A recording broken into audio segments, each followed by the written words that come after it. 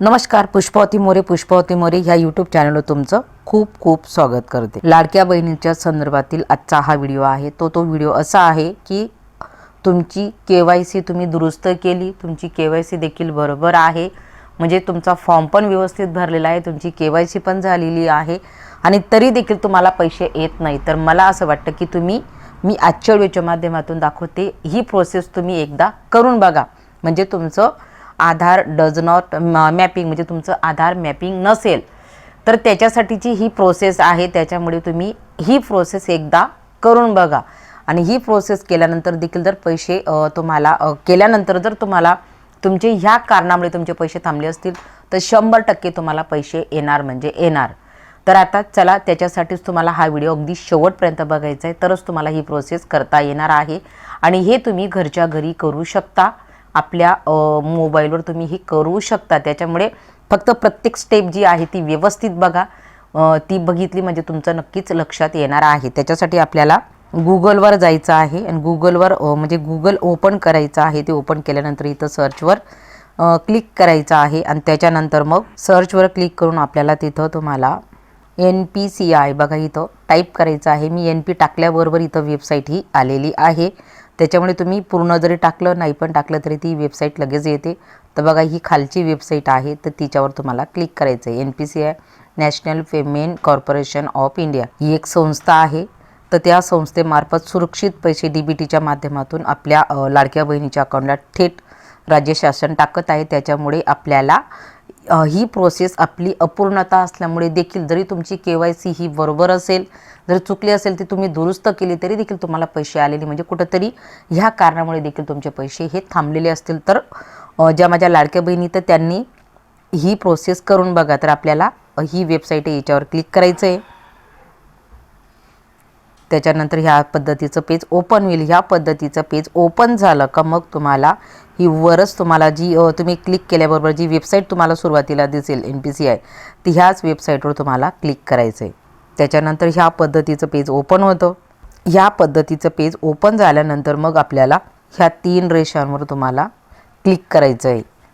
3 रेषांवर क्लिक केल्यानंतर मग आपल्यासमोर ह्या पद्धतीचं पेज ओपन होतं आणि एक गोष्ट सगळ्यांना आवर्जून सांगते की हे पेज ओपन व्हायला थोडा वेळ लागतो, त्याच्यामुळे टेन्शन घ्यायचं नाही, पेज ओपन व्हायची वाट बघायची। पेज ओपन व्हायला वेळ लागतो, 1 ते 2 मिनटं देखील लागू शकतात, त्याच्यामुळे थांबायचं आणि त्याच्यानंतर मग हे पेज ओपन झालं की त्याच्यानंतर कस्टमर हे ऑप्शन आहे, तर याच्यावर आपल्याला क्लिक करायचं। बघा हे इथं क्लिक करा किंवा ह्या ॲरोला क्लिक करा, कस्टमर ऑप्शनला आपल्याला क्लिक करायचं आहे। त्याच्यानंतर ह्या पद्धतीचं पेज ओपन होतं। हे प्रत्येक पेज ओपन व्हायला वेळ लागू शकतो, त्याच्यामुळे टेन्शन न घेता आपण ह्या पद्धतीने करायचं आहे। तर बघा हे पेज ओपन झाल्यानंतर आपल्याला इथं दिसत आहे हे ऑप्शन भारत आधार सीडिंग इनेबल बेस, तर ह्या ऑप्शनला तुम्हाला क्लिक करायचं आहे, म्हणजे आपल्याला आपली सीडिंग जी आहे तीच प्रोसेस तुम्हाला क्लिअर करायची, त्याच्यामुळे याच्यावर तुम्हाला क्लिक करायचं आहे। त्याच्यावर क्लिक केल्यानंतर थोडं थांबल्यानंतर हे पेज ओपन होतं, थोडा वेळ लागू शकतो, त्याच्यामुळे टेन्शन घ्यायचं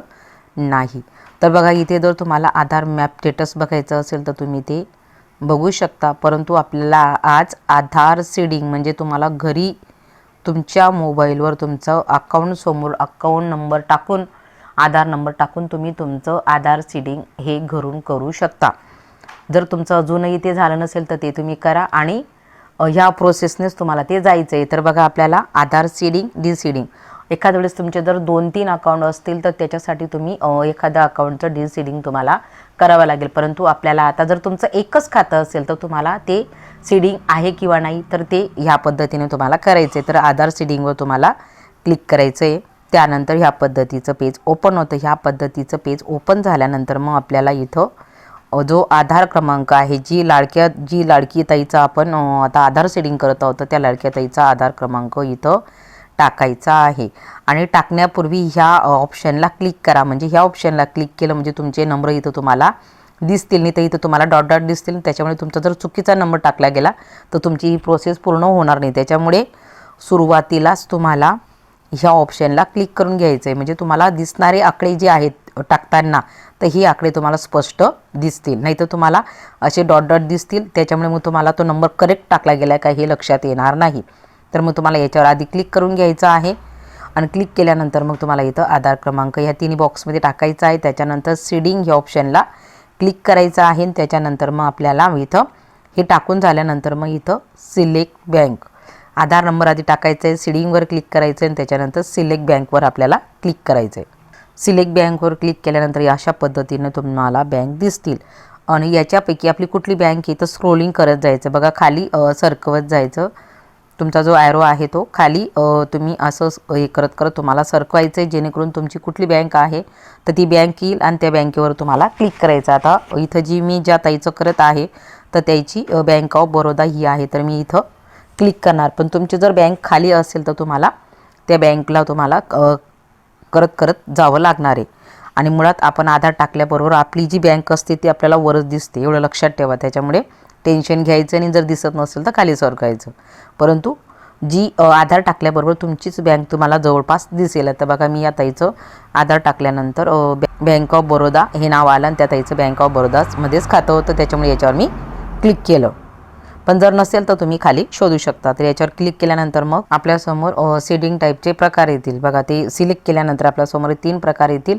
म्हणजे फ्रेश सीडिंग का move in same bank with another account, म्हणजे तुमचं अजून अकाउंट असेल तर त्याच्यामध्ये तुम्हाला करायचं आहे, म्हणजे तुमचं अजून खातं आहे का, किंवा तुमचं एका बँकेतनं दुसऱ्या बँकेत असं काही आहे का, किंवा तुमचं जर एकच खातं असेल फ्रेश तर तुम्हाला पहिल्यालाच करायचं. आता ह्या जी ताई होती ते या ताईचं एकच खातं आहे, त्याच्यामुळे मी फ्रेश सीडिंग म्हणजे तिचं सीडिंगच झालेलं नाही, त्याच्यामुळे फ्रेश सीडिंग याच्यावर मी क्लिक केलेलं. शक्यतोवर तुम्ही त्याचंच करा, कारण की आपल्या ताईंचे 2-2, 3-3 खाते राहतच नाही, शक्यतोवर एकच खातं असतं. त्याच्यामुळे फ्रेश सीडिंग याच्यावर क्लिक करायचं आहे. त्याच्यानंतर तुम्हाला इथं क्लिक करून इथे देखील तुम्हाला म्हणजे इथं क्लिक आधी करायचं आहे. त्याच्यामुळे तुम्हाला जे तुम्ही अकाउंट नंबर, आता तुम्ही जे पुस्तक असेल बँकेचं ते पुस्तक समोर ठेवायचं आणि त्याच्यावरचा जो बँक अकाउंट नंबर असतो तो इथे तुम्हाला टाकून घ्यायचा आहे. आणि तोच अकाउंट नंबर तुम्हाला कन्फर्म अकाउंट नंबर तो इथं कन्फर्म अकाउंट नंबर इथं तुम्हाला परत खाली टाकून घ्यायचा. म्हणजे जो तुम्ही इथं टाकला तोच अकाउंट नंबर तुम्हाला इथं परत टाकून घ्यायचा आहे कन्फर्म अकाउंट नंबरवर. आणि त्याच्यानंतर ह्या चौकोन बॉक्सला क्लिक करायचं आहे. त्याच्यानंतर मग ह्या पद्धतीचं पेज ओपन होतं. ह्या पद्धतीचं पेज ओपन झाल्यानंतर मग आपल्याला इथं कॅप्चा दिसत आहे बघा, हा कॅप्चा आहे तर तो आपल्याला एंटर अबो कॅप्चा याच्यामध्ये टाकायचा आहे. बघा थोडं झूम करून दाखवते, म्हणजे हा कॅप्चा आहे आलेला. तर हा कॅप्चा इथला जसाचा तसा तुम्हाला इथं ह्या चौकोन बॉक्समध्ये टाकून घ्यायचा, इथं टाकायचा आहे. तुम्हाला जर हा कॅप्चा समजला नाही तर तुम्हाला इथं 2 बाण दिसत आहेत, याच्यावर क्लिक केलं म्हणजे इथला कॅप्चा बदलून जातो. परंतु जर समजत असेल तर बदलवू नका, डायरेक्ट याच्यामध्ये टाका आणि त्याच्यानंतर सबमिट ह्या ऑप्शनला क्लिक करायचं आहे. त्याच्यानंतर ह्या पद्धतीचं पेज ओपन होतं. ह्या पद्धतीचं पेज ओपन झाल्यानंतर तुम्हाला बरंचसं खाली स्क्रोलिंग करत जायचं आहे, बरंच खाली सरकत अशा पद्धतीनं स्क्रोल करायचं आहे. म्हणजे ते पेज जे आहे ते बरंच खाली तुम्हाला सरकवत जायचं आहे. त्याच्यानंतर मग आपल्यासमोर ॲग्री अँड कंटिन्यू हे ऑप्शन आणि डिसॲग्री हे 2 ऑप्शन येणार. खाली तुम्हाला दिसते. खूप सरकत गेल्यानंतर तुम्हाला ॲग्री आणि कंटिन्यू आणि त्याच्यानंतर डिसॲग्री हे 2 ऑप्शन दिसणार. तर त्यापैकी आपल्याला ॲग्री अँड कंटिन्यू ह्या ऑप्शनला क्लिक करायचं आहे. ह्या ऑप्शनला आपल्याला इथेच तुम्हाला क्लिक करायचं आहे. खूप सरकवल्यानंतर खाली हे दिसतं, त्याच्यामुळे टेन्शन घ्यायचं आणि ते सरकवत जायचं. त्याच्यानंतर तुमचा ज्या आधारला किंवा तुमच्या बँकेला जो नंबर तुम्ही लिंक केलेला आहे त्याच्यावर 6 अंकी OTP येतो, तो OTP तुम्हाला इथं टाकून घ्यायचा आहे ह्या प्रत्येक बॉक्समध्ये. तर ते टाकत असताना देखील एक गोष्ट लक्षात ठेवायची, ह्या ऑप्शनला आधी क्लिक करून घ्यायचं. ह्या ऑप्शनला जर तुम्ही क्लिक केलं तर तुम्हाला जे तुम्ही OTP टाकताय तो तुम्हाला क्लिअर आणि स्पष्ट दिसेल, त्याच्यामुळे याला आधी क्लिक करून घ्यायचं. आणि जर तुम्हाला वाटत नसेल तर तुम्ही टाकू शकता, परंतु याला तुम्ही या ऑप्शनला क्लिक करा आणि त्याच्यानंतर OTP टाकल्यानंतर कन्फर्म याच्यावर क्लिक करा. बघा हे जे ऑप्शन आहे तर कधीही हे जे तुम्हाला प्रत्येक ह्याच्यात दाखवलं तर या ऑप्शनला जर तुम्ही क्लिक केलं तर तुम्हाला जे तुम्ही टाकतायत ते आकडे तुम्हाला स्पष्ट दिसतील, तुमचं चुकणार नाही, म्हणून याच्याला आधी क्लिक करून घ्यायचं.